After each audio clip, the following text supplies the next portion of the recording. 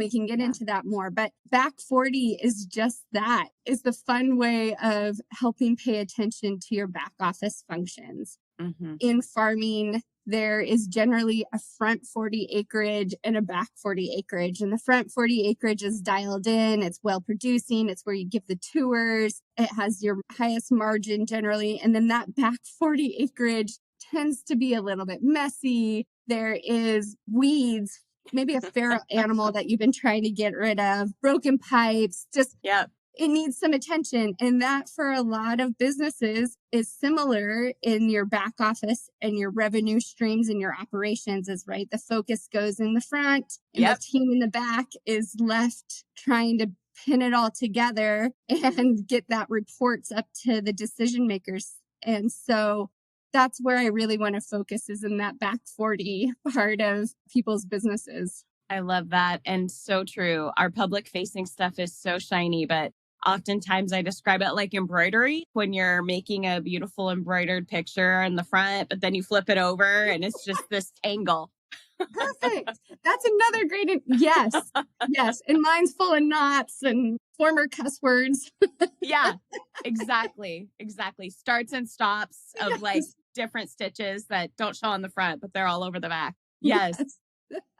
So what is it about the back 40 and working in that back messy part that, I mean, that's not where most people want to spend their time is in the mess, right? What is it about that that is exciting to you? Yeah, that's a good point. And I think that's my life journey of trying to figure some of that out, but I am drawn to it, right? Mm-hmm.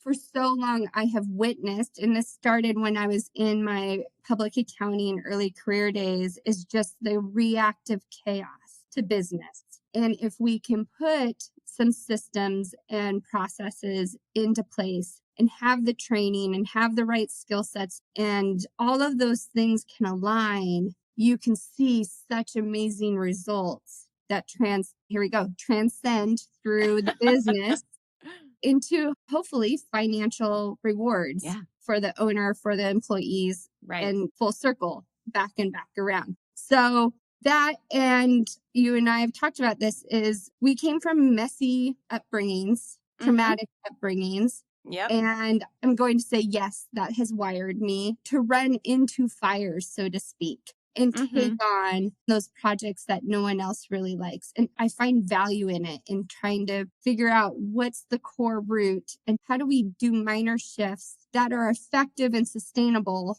so that we're not repeating this loop.